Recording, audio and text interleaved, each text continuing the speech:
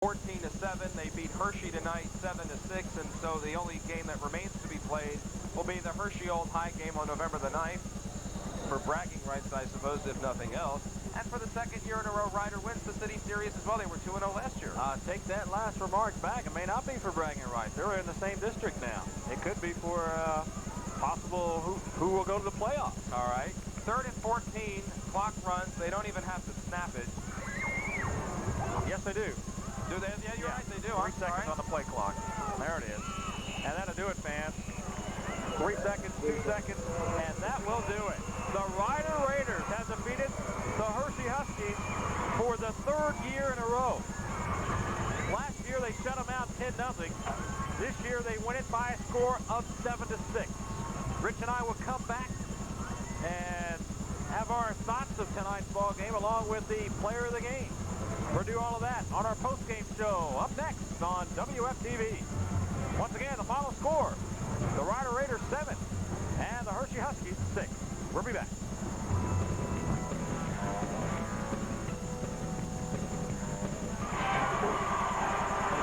Welcome back to Memorial Stadium.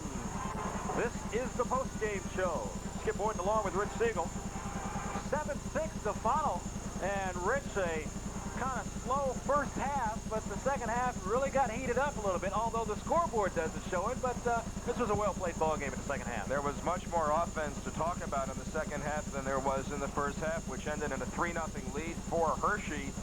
There weren't that many possessions in the second half. Of the 6 possessions, with each team getting 3, both teams scored once. For Hirschi, another field goal by Stroud. For Ryder, it was a touchdown.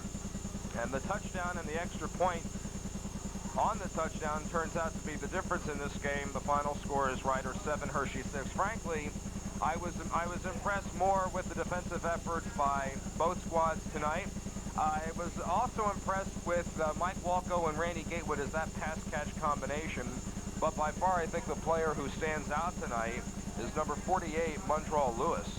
Exactly. We don't have the final numbers on him as of yet, but he gets my vote and also gets your vote. He gets my vote as well, but you know, let's give a little credit too to number 15, Matthew Blackman, who was his lead blocker tonight. Blackman, in the second half at least, was able to open up was able to block a few men out and give Lewis some of the holes that he needed to get through and pick up some of the yards they got. He picked up some very key first downs, not only on the touchdown drive, but when Ryder was trying to run the clock out late in the football game. And as we mentioned, Lewis is now eligible for the Player of the Week, which is sponsored by Ballpark Sports and Awards at 4526 Fairway Boulevard. Give him a call at 696-3213, and he will have an opportunity to possibly pick up the plaque for this week's Player of the Week.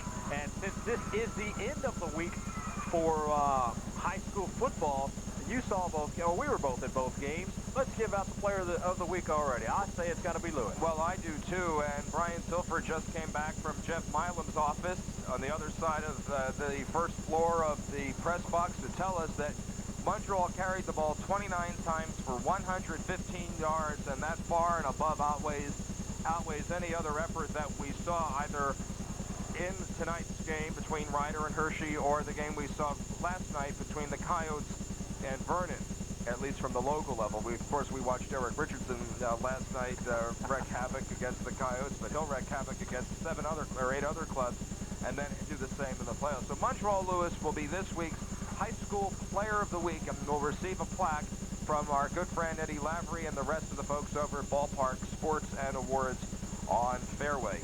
All right, I want to remind you, be sure to join us tomorrow night. Most of you will see the MSU-Iowa Westland game, depending on what night of the week it is that you're watching this replay.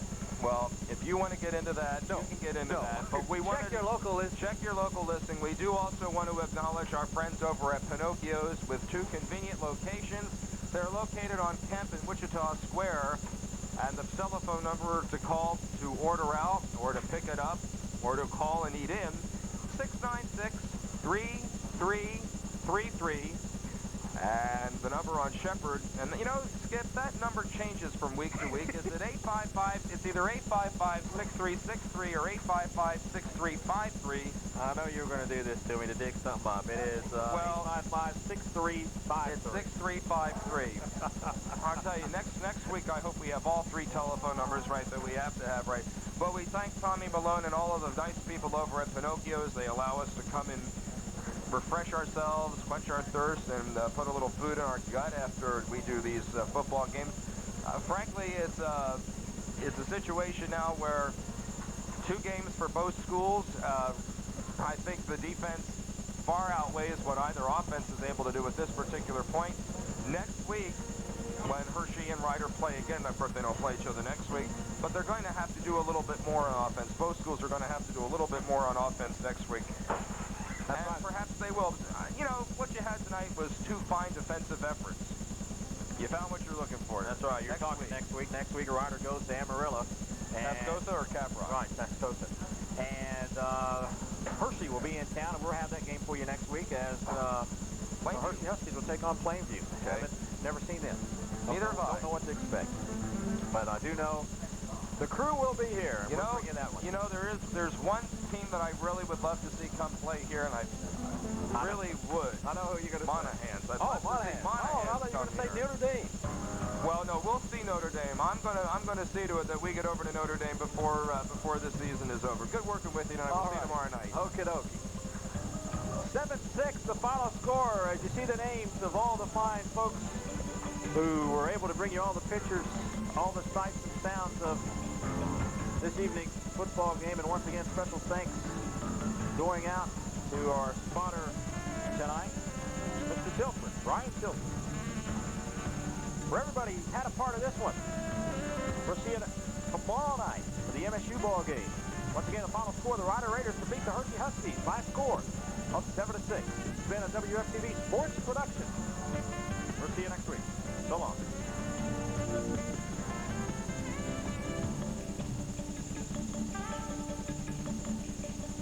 Top 5 high school football team of the week, the Ryder Raiders.